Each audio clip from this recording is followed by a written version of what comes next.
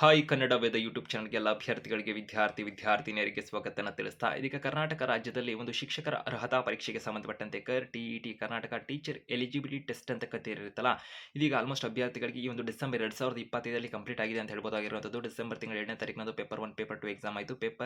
ಎರಡು ಪೇಪರ್ಗಳ ಒಂದು ಫಲಿತಾಂಶವನ್ನು ಡಿಸೆಂಬರ್ 23 2025 ಪ್ರಕಟ ಕೂಡ ಮಾಡಿದರೆ ಅಭ್ಯರ್ಥಿಗಳಿಗೆ ಸರ್ಟಿಫಿಕೇಟ್ಗಾಗಿ ವೆಯ್ಟ್ ಮಾಡ್ತಿದ್ದೀರಾ. ಇದೇ ಸಂದರ್ಭದಲ್ಲಿ ಕ್ಲಿಯರ್ ಆಗದಿರುವಂಥ ಅಭ್ಯರ್ಥಿಗಳಿದಿರಲ್ಲ, ಸೊ ಆ ಅಭ್ಯರ್ಥಿಗಳಾಗಿರ್ಬೋದು ಅಥವಾ ಈ ಒಂದು ವರ್ಷದಲ್ಲಿ ಡಿ.ಎಡ್ ಅಥವಾ ಬಿ.ಎಡ್ ಅನ್ನು ಸ್ಟಡಿ ಮಾಡ್ತಿರ್ತಕ್ಕಂಥ ಅಭ್ಯರ್ಥಿಗಳು ಟಿ.ಇ.ಟಿ ಯಾವಾಗ ಅಂತಕ್ಕಂಥ ಒಂದು ಪ್ರಶ್ನೆ ಇದೆ, ಅಥವಾ ಕ್ಲಿಯರ್ ಆಗದಿರುವಂಥ ಅಭ್ಯರ್ಥಿಗಳಿದೆಲ್ಲ ಸುಮಾರು ಆಲ್ಮೋಸ್ಟ್ ಅಭ್ಯರ್ಥಿಗಳಿಗೆ ಈ ಬಾರಿ ಅಪ್ಲಿಕೇಶನ್ ಹಾಕಿ ಟಿ.ಇ.ಟಿ ಕ್ಲಿಯರ್ ಆಗದಿರುವಂಥ ಬಹುತೇಕ ಅಭ್ಯರ್ಥಿಗಳು ಮತ್ತೆ ಅವಾಗ ಟಿ.ಇ.ಟಿ ಮಾಡ್ತಾರೆ, ಮತ್ತೊಂದು ವರ್ಷ ವೆಯ್ಟ್ ಮಾಡಬೇಕಂತೆಲ್ಲ ವೆಯ್ಟ್ ಮಾಡ್ತಾ ಇದ್ರಿ. ಸೊ ಇದೀಗ ಸದ್ಯಕ್ಕೆ ಕೆಲವೊಂದು ಮಾಹಿತಿಗಳು ಬರ್ತಿದೆ. 6 ತಿಂಗಳಿಗೊಮ್ಮೆ ಟಿ.ಇ.ಟಿ ಅಂತಕ್ಕಂಥ ಸುದ್ದಿಗಳು ಬರ್ತಿದೆ. ಅದು ನಿಜಾನ ಏನು ಎತ್ತ ನಂತರದಲ್ಲಾದರೆ ಇಲಾಖೆ ಮುಂದೆ ಏನೇನು ಪ್ರಸ್ತಾವನೆಗಳಿದ್ದಾವೆ, ನಂತರದ ಅಭ್ಯರ್ಥಿಗಳಿಗೆ ಸಿ.ಇ.ಟಿನೇ ಆಗ್ತಿಲ್ಲ ಅಂದರೆ ನೇಮಕಾತಿ ಪರೀಕ್ಷೆಗಳಿಂದವಲ್ಲ, HST GPST ಇವನೇ ಆಗ್ತಿಲ್ಲ, ಹಾಗಾದರೆ ಒಂದು ಟಿ.ಇ.ಟಿ ಮಾಡಿ ಏನು ಉಪಯೋಗ ಅಂತಕ್ಕಂಥ ಒಂದು ಮಾಹಿತಿಗಳು ಕೂಡ ಸದ್ಯಕ್ಕೆ ಇರುವಂಥದ್ದಾಗಿರುತ್ತೆ. ಇವುಗಳ ಬಗ್ಗೆ ಮಾಹಿತಿಯನ್ನು ತಿಳ್ಕೊಂತೀರಾ. ಹೆಚ್ಚುವರಿ ಅಪ್ಡೇಟ್ಸ್ ಇನ್ಫಾರ್ಮೇಷನ್ ಮಾಹಿತಿಗಾಗಿ ಕನ್ನಡ ವೇದ ಯೂಟ್ಯೂಬ್ ಚಾನಲ್ಗೆ ಸಬ್ಸ್ಕ್ರೈಬ್ ಆಗ್ಬೋದು, ಬೆಲ್ ಐಕನ್ ಕ್ಲಿಕ್ ಮಾಡ್ಬೋದು. ಬಿ.ಎಡ್ ಆಗಿರ್ಬೋದು, ಟಿ.ಇ.ಟಿ ಆಗಿರ್ಬೋದು, ನೇಮಕಾತಿ ಪರೀಕ್ಷೆಗೆ ಸಂಬಂಧಪಟ್ಟಂತೆ ಏನಾದ್ರು ಅಪ್ಡೇಟ್ಸನ್ನು ಪಡ್ಕೋಬೇಕು ಅಂತ ಇಷ್ಟ ಇದ್ದರೆ ನಿಮಗೆ ನಾವು ಕೊಡ್ತಕ್ಕಂಥ ವಿವರಣೆಗಳು ನಿಮಗೆ ಇಷ್ಟ ಆಗ್ತಿರಿ, ಚಾನಲ್ಗೆ ಸಬ್ಸ್ಕ್ರೈಬ್ ಆಗ್ಬೋದು, ಬೆಲ್ ಐಕನ್ ಕೂಡ ಕ್ಲಿಕ್ ಮಾಡಿ ಇಟ್ಕೋಬೋದು ಅಂತ ಕೂಡ ತಿಳಿಸ್ತಾ, ಇತರೆ ಮಾಹಿತಿಗಳನ್ನು ವಾಟ್ಸಪ್, ಟೆಲಿಗ್ರಾಮ್, ಇನ್ಸ್ಟಾ ಮುಖಾಂತರ ನೀವು ಪಡ್ಕೊತಾ ಇರ್ಬೋದು. ಡಿಸ್ಕ್ರಿಪ್ಷನ್ ಲಿಂಕ್ ಇರುತ್ತೆ.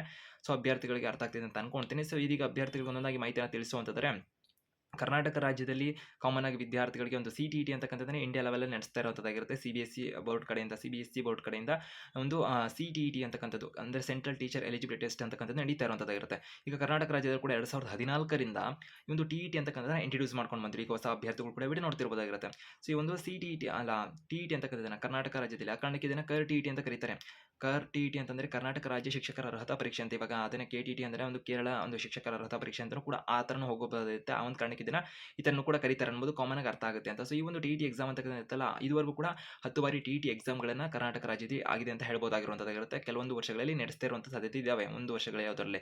ಸೊ ಆ ಒಂದು ರೀಸನಿಂದ 10 ಟಿ.ಇ.ಟಿ ಆಗಿದ್ರು ಕೂಡ ಅಭ್ಯರ್ಥಿಗಳಿಗೆ ಅಂದರೆ ವರ್ಷಕ್ಕೊಮ್ಮೆ ಟಿ.ಇ.ಟಿ ಥರ ನಡ್ಕೊಂಡು ಬಂದಿದ್ದಾವೆ. ಬಟ್ ಅದನ್ನು 2022ರಲ್ಲಿ ಕೂಡ ಒಂದು ವರ್ಷಕ್ಕೆ 2 ಬಾರಿ ಟಿ.ಇ.ಟಿಗಳನ್ನು ಮಾಡಬೇಕು ಅಂತಕ್ಕಂಥ ಒಂದು ಪ್ರಸ್ತಾವನೆ ಕೂಡ ಸರ್ಕಾರದ ಮುಂದೆ ಅಥವಾ ಇಲಾಖೆ ಮುಂದೆ ಕೂಡ ಹೋಗಿತ್ತು ಅಂತ ಹೇಳ್ಬೋದಾಗಿರುವಂಥದ್ದಾಗಿರುತ್ತೆ. ಅಂದರೆ ವರ್ಷಕ್ಕೆ 2 ಬಾರಿ ಟಿ.ಇ.ಟಿ ಆಗಬೇಕು ಅಂತ.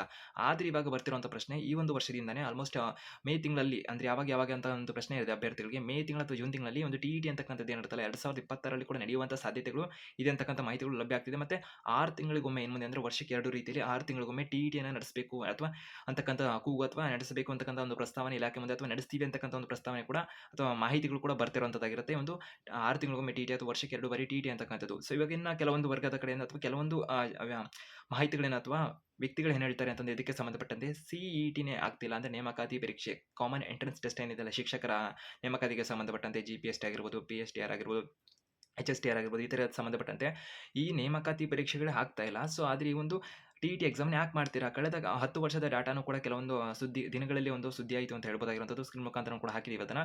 ಸೊ ಅಂದರೆ ಕಳೆದ 10 ವರ್ಷಗಳಲ್ಲಿ 4.47 ಲಕ್ಷ ಮಂದಿ ಟಿ.ಇ.ಟಿನ ಕ್ಲಿಯರ್ ಮಾಡಿದ್ರು ಕೂಡ ಉದ್ಯೋಗವನ್ನು ಅಂದರೆ ಸರ್ಕಾರಿ ನೌಕರಿ ಸಿಕ್ಕಿರ್ತಕ್ಕಂಥ ಒಂದು ಪ್ರಮಾಣ ಎಷ್ಟಿದೆ ಅಂದರೆ 28,000 ಅಥವಾ 7% ಅಂತಕ್ಕಂಥದ್ದು ಕೆಲವೊಂದು ಕಡೆಗಳಲ್ಲಿ ಆರ್ಟಿಕಲ್ಗಳಲ್ಲಿ ಮಾಹಿತಿ ಅಥವಾ ನ್ಯೂಸ್ ಪೇಪರ್ಗಳಲ್ಲಿ ಕೂಡ ವರದಿನೇ ಕೂಡ ಆಗಿದೆ ಅಂತ ಹೇಳ್ಬೋದಾಗಿರುವಂಥದ್ದು. ಅಂದರೆ ಬಹುತೇಕವಾಗಿ 10% ಮಂದಿಗೂ ಮಾತ್ರ ಇಲ್ಲಿ ಸರ್ಕಾರಿ ನೌಕರಿ ಅಂತಕ್ಕಂಥದ್ದು ಸಿಕ್ಕಿಲ್ಲ. ಈ ಒಂದು ರೀಸನಿಂದ ಟಿ.ಇ.ಟಿ ಅಂತಕ್ಕಂಥದ್ದನ್ನು ಯಾಕೆ ಮಾಡ್ತಿದ್ದೀರಾ, ಆಗಿದ್ರೆ ಯಾಕೆ ಮಾಡಬೇಕು, ಅದನ್ನು ಕೆಲವು ವರ್ಷಗಳ ತನಕ ಸ್ಥಗಿತ ಮಾಡಿ ಅಂತಾನು ಕೂಡ ಕೆಲವೊಂದು ಸರ್ಕಾರಿ ಶಾಲಾ ಶಿಕ್ಷಕರು ಕೂಡ ಆಗ್ರಹನ ಮಾಡ್ತಿರೋದನ್ನು ಕೂಡ ಕಾಣಬಹುದಾಗಿರುತ್ತೆ. ಇದೀಗ ಈ ಬೆನ್ನಲ್ಲೇ ಇವಾಗ 6 ತಿಂಗಳಿಗೊಮ್ಮೆ ಟಿ.ಇ.ಟಿ ಅಂತಕ್ಕಂಥ ಸುದ್ದಿಗಳು ಕೂಡ ಬರ್ತಿರುವಂಥದ್ದಾಗಿರುತ್ತೆ. ಸೊ ಟಿ.ಇ.ಟಿನ ಏನು ರೀಸನ್ಗಾಗಿರೋ ಸುಮ್ಮನೆ ಮಾಡ್ತಿದ್ದಾರೆ, ಯಾಕಂದ್ರೆ ಇವಾಗ ಇದಕ್ಕೆ ಮುಂಚೆ ಟಿ.ಇ.ಟಿ ಅಂತಕ್ಕಂಥದ್ದಿಲ್ಲ. ಇವಾಗ ಟಿ.ಇ.ಟಿನ ಆದರೂ ಕೂಡ ಟಿ.ಇ.ಟಿ ಅಂದರೆ ಸಿ.ಇ.ಟಿನ ಬರೀಲೇಬೇಕಿರುತ್ತೆ. ಸಿ.ಟಿ.ಟಿನ ಹೇಳ್ತಿಲ್ಲ ನಾನು.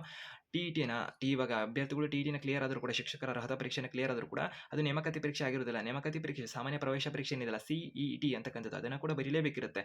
ಅದರಲ್ಲಿ ಮಾರ್ಕ್ಸ್ ತಗೊಂಡ್ರೆ ಮಾತ್ರ ಅಲ್ಲಿ ಅಭ್ಯರ್ಥಿಗಳನ್ನ ಪರಿಗಣಿಸೋದಿರುತ್ತೆ. ಈ ಬಾರಿ ಬರ್ತಿರುವಂಥ ಮಾಹಿತಿಗಳ ಪ್ರಕಾರ ಅದನ್ನೇ ಸ್ಕೋರ್ನ ಜಾಸ್ತಿ ಪರಿಗಣಿಸಬೇಕು ಹಾಗೆ ಅಂತಕ್ಕಂಥ ಕೂಗುಗಳು ಕೂಡ ಇದ್ದಾವೆ.